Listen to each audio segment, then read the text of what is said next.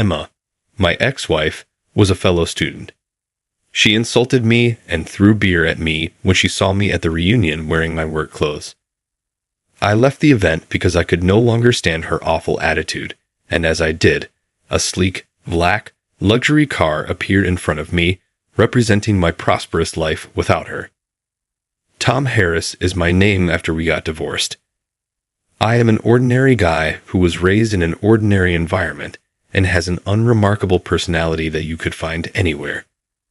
I was raised in a typical family and have led a typical life. I made a good number of friends during my time in school, and I didn't have any really exciting experiences. The maxim that I, a regular guy, constantly remember is from my high school teacher, Mr. Johnson. Live with perseverance, and you can overcome any difficulty. This saying has always been there for me, encouraging me no matter what. Fortunately, I haven't yet been in a circumstance when I had to frantically rely on these words, but I always remember them. I was a boring student, but I had a secret admiration for my classmate Emma. I found her ever-changing expressions, her careful listening style, and her occasionally feminine side profile to be really alluring. I naively believed that our accidental meeting at the same university was fate.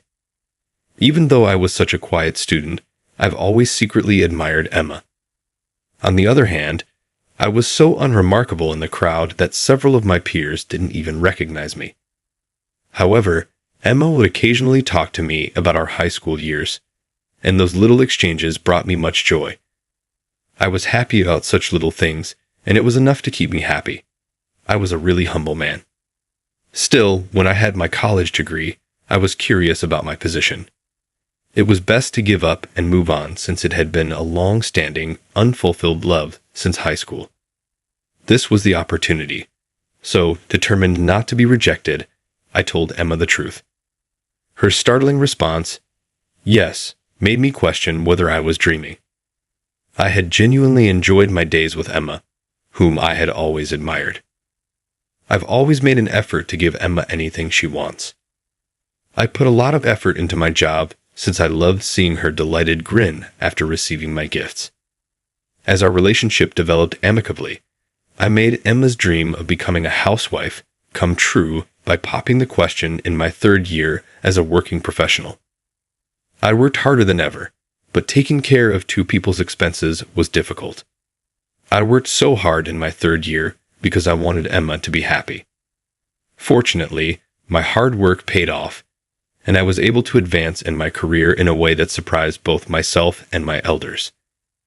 I worked for a big company, so my pay was already above average, but after I got promoted, I began making an unbelievable amount of money. But while my salary rose, Emma's extravagant spending, all in the name of bettering herself, also increased. Even while it wasn't yet endangering our means of subsistence, buy new outfits and seasonal brand bags for each supper with friends added up.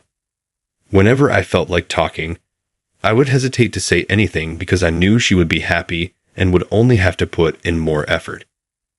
I regret that my approach could have led her to become irresponsible in retrospect.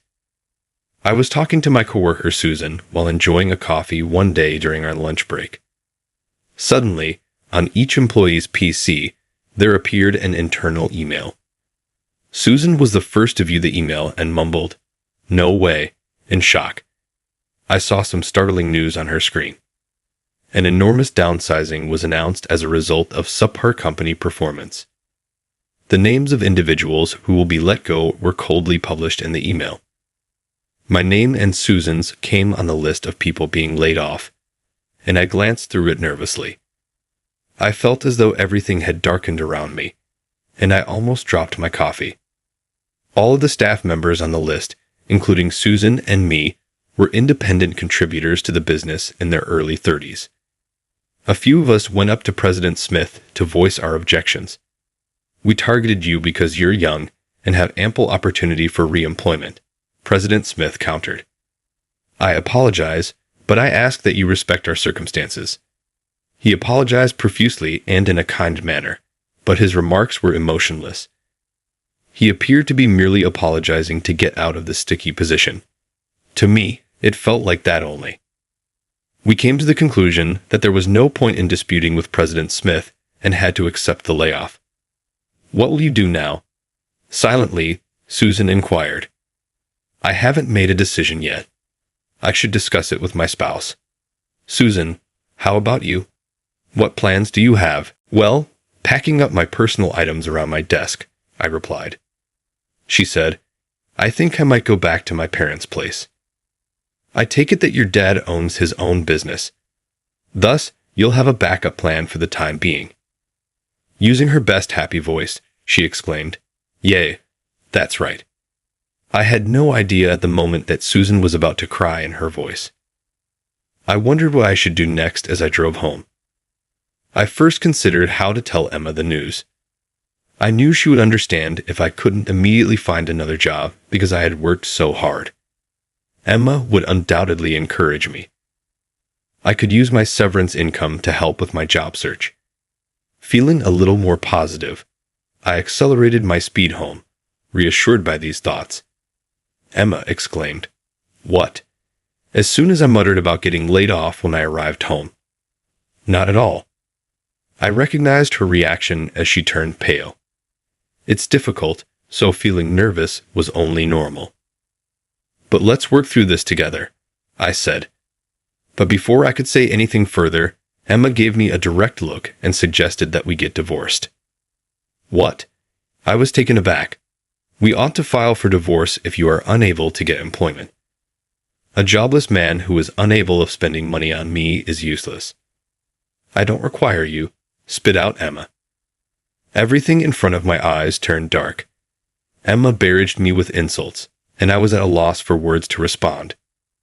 "When I got married, I thought that because of your big company employment, we would be financially independent."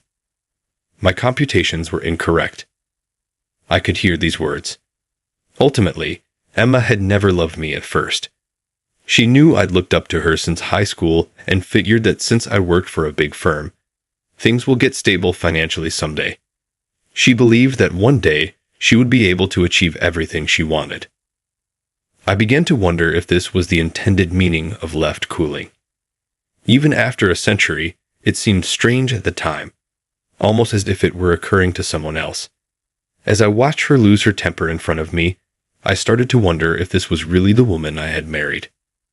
Feeling a mounting disgust as Emma went on to enumerate her complaints, I answered, "All right, let's get divorced." I was unable to move past my feelings or begin looking for a job until the divorce was finalized.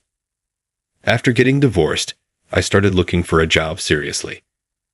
Considering my smooth career up to that point, I knew it was a challenging employment market, but I hadn't anticipated it would be this difficult to get work.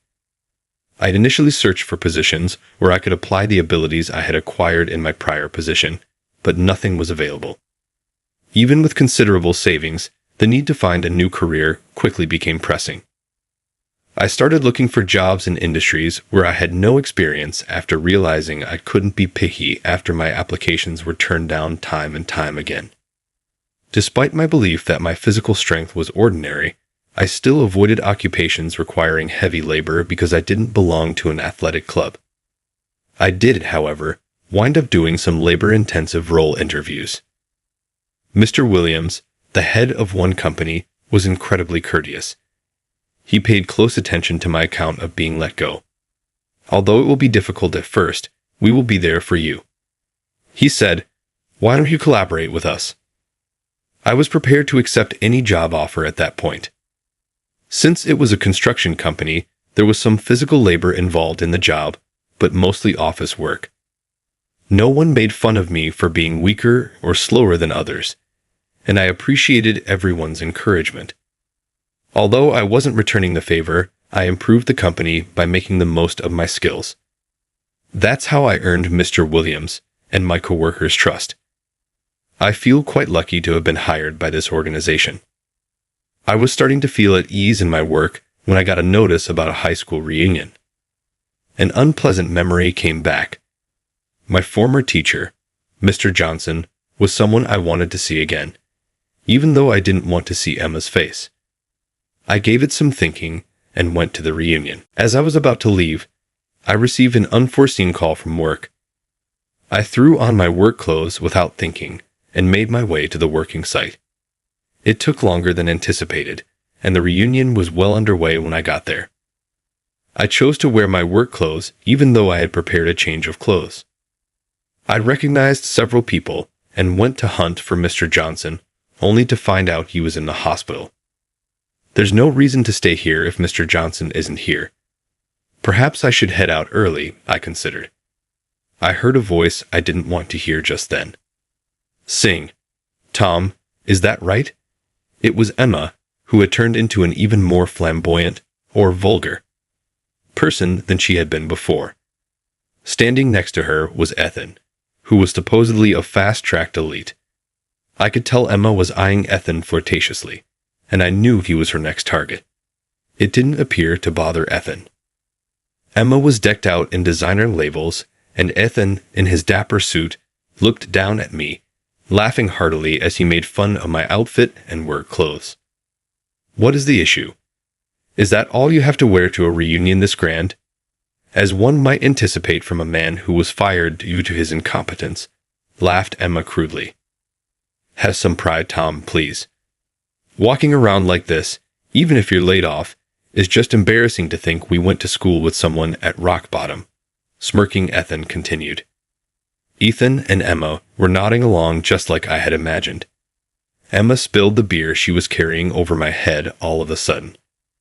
You loser, that outfit fits you perfectly, she yelled. Why don't you simply walk away? As the two of them cast me in a demeaning light, Ethan exclaimed, You're ruining the vibe here. They didn't even appear to be aware of how their actions surprised everyone in the vicinity. I think they thought my work clothes were too casual for me. I made the decision to go since I felt bad for them and didn't want to ruin the mood for anyone else. I understand. I said, I'll go, and made my way out the door. My surrounding students interrupted, saying, You're not required to go. Considering how far you've come, you ought to remain longer.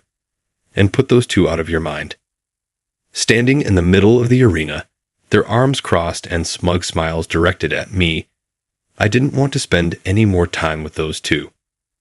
I'll catch up with you guys later, I said to my companions as I opened the door to go. At that moment, a sophisticated black automobile arrived. There was a lot of commotion inside the restaurant as a fancy automobile pulled up outside. Naturally, eager to acquire the greatest angle of the car, Emma and Ethan navigated their way through the crowd. Emma was still calculating and wanted to know who owned the car. The driver then exited the vehicle and stated, President Harris, your car is ready, in a kind manner. I could feel the air behind me getting cold. President Harris, Emma's speech was hardly audible. I gave them both a quick glance before getting into the car, where Susan was already waiting. Making sure no one else could hear, I murmured, Looks like Ethan's company is in trouble, into Emma's ear. You should probably start looking for your new partner right away. Then I snuck past Emma, who was standing still, and entered the vehicle. Hello. How was your day? As I got into the car, Susan smiled to meet me. I said, sighing and letting my shoulders drop. It was okay, I said. By pure happenstance, my new work ended up being at Susan's family's business, meaning that the thoughtful Mr. Williams who had been so encouraging was, in fact, Susan's father. I was promoted to vice president because he recognized my sincerity and hard work. I had told Susan that I was in love with her. Our shared background gave us ease and comfort, and before I knew it, we were a couple. More than anyone else, Mr. Williams was pleased for us. I was even making plans for Susan's wedding. Before long, I had come across Ethan's business through my professional interactions. Despite being a large corporation, there were ongoing suspicions of financial problems, and it appeared that an investigation would soon be launched. A company with that kind of reputation wasn't a good business partner, factual or not. It was evident that Ethan was entering uncharted territory. I walked into the room and saw Miss Smith sitting there, appearing a little anxious. Please take a seat. As I took a seat across from her, I noticed that she didn't appear eager to talk. She probably finds it difficult to say no because she is too kind to let someone go easy. I apologize for hiding my past from you.